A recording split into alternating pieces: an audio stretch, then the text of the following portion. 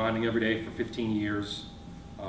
When I joined the family agency and I took it over about 10 years ago, my prior experience was a CPA and an attorney, so I have kind of a unique background I bring to our bond clients.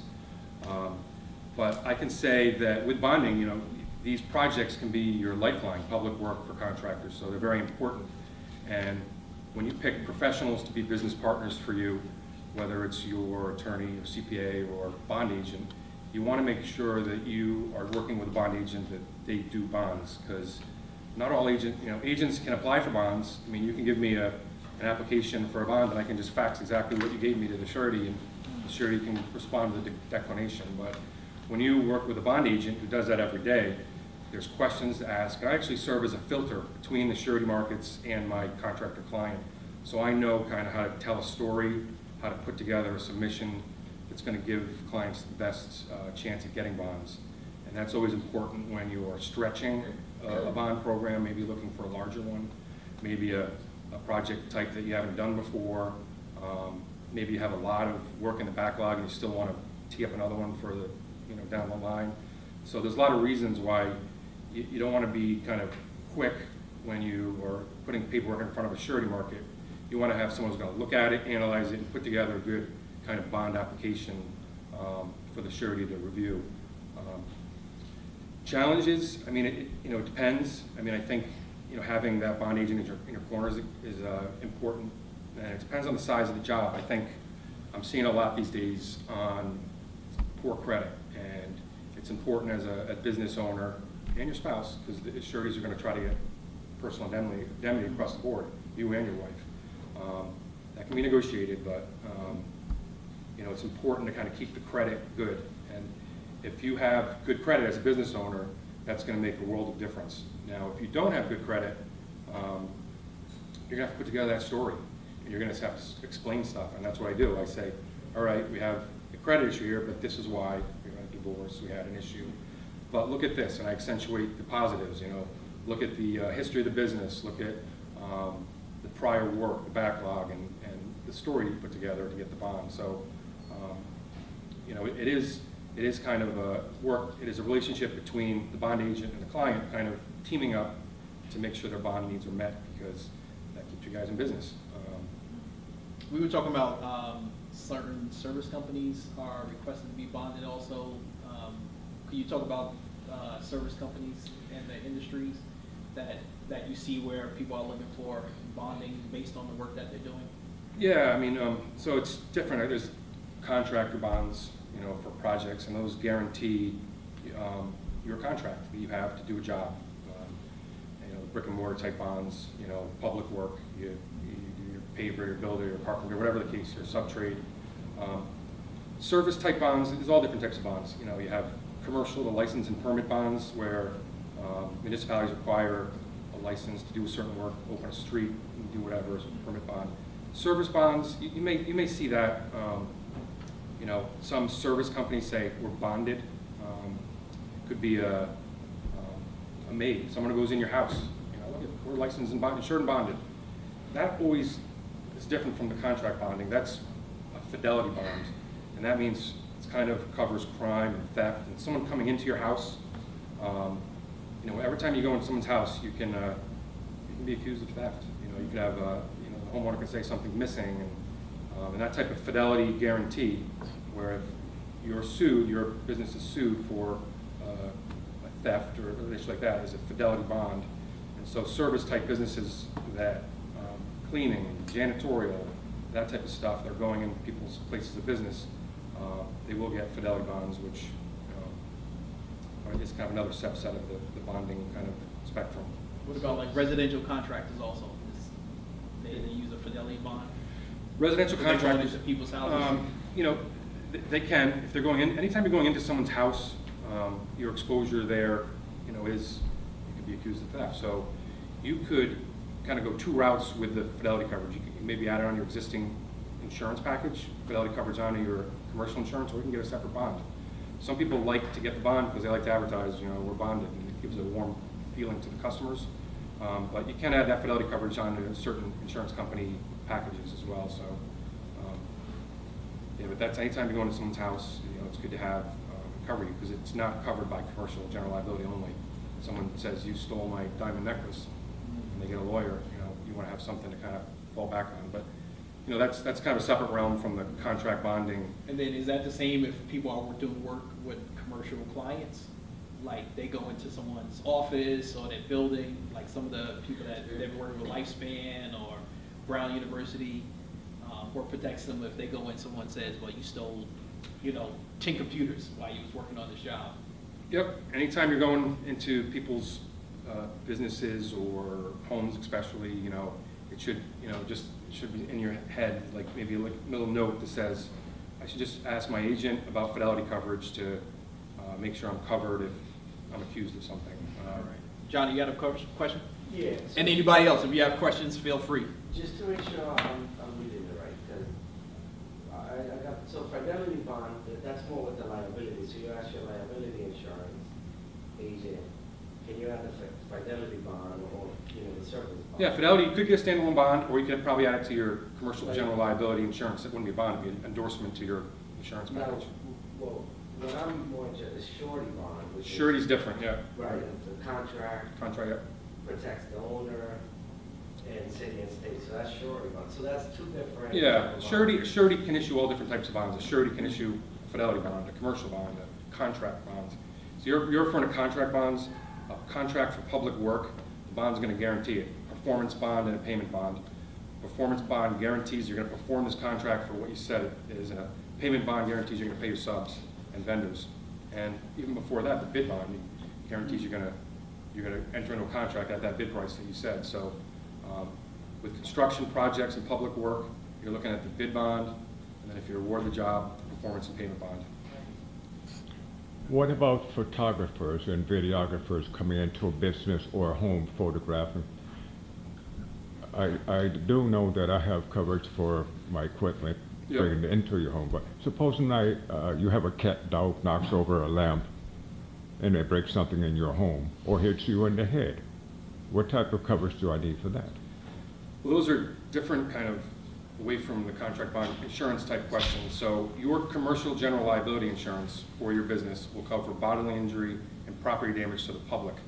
So you're in someone's place and you damage some of their property. That's going to be your regular commercial general liability insurance. You leave your camera out, someone trips on it and injures themselves. That's the regular commercial general liability. They call you up tomorrow and say $1 million necklace is missing. That's fidelity coverage, no commercial general liability. You can't show them what property got damaged or someone got hurt.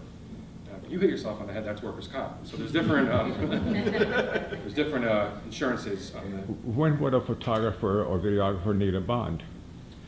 For the fidelity, anytime you go in someone's house or a place of business where there's valuables, bonds are really, the fidelity bonds are, not guaranteeing a public work contract, but just for you as a business owner, very cheap. It can be, you can have one for say $25,000 of coverage, $150 for 3 years or something. That's how cheap they are.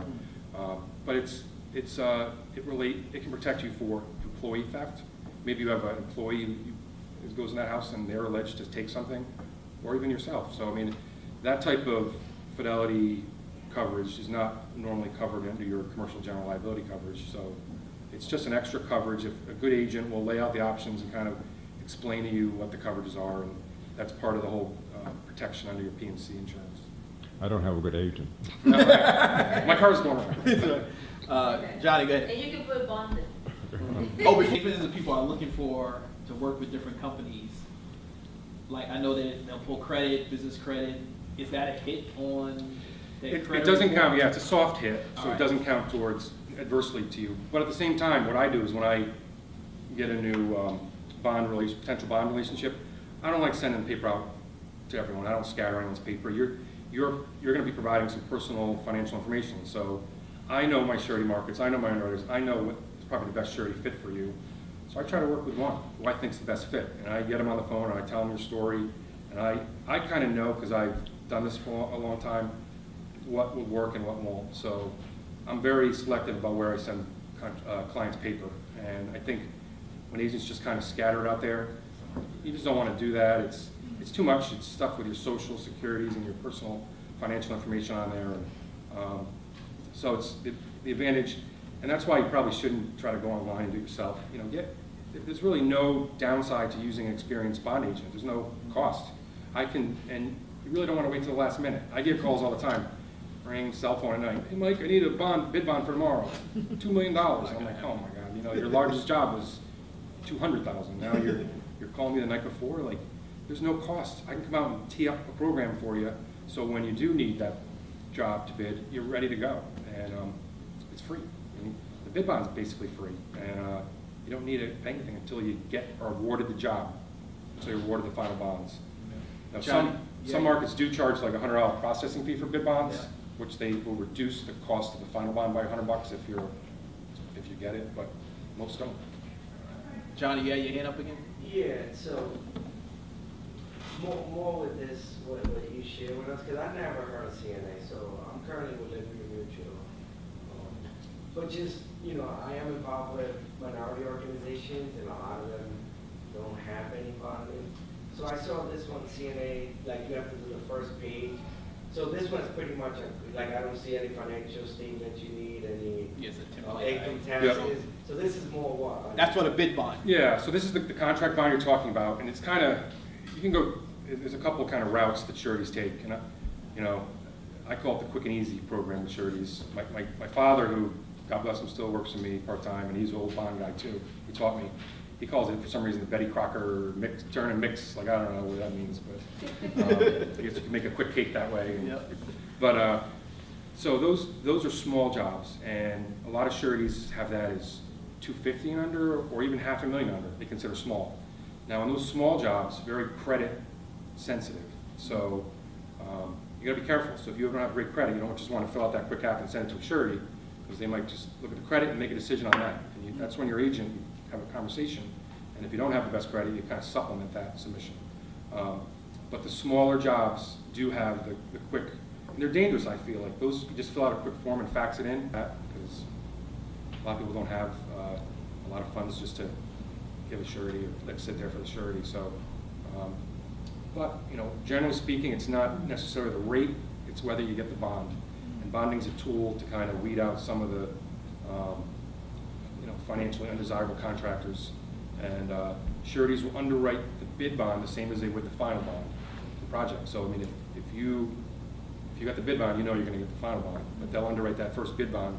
They'll ask all the questions as if they're writing the final bond.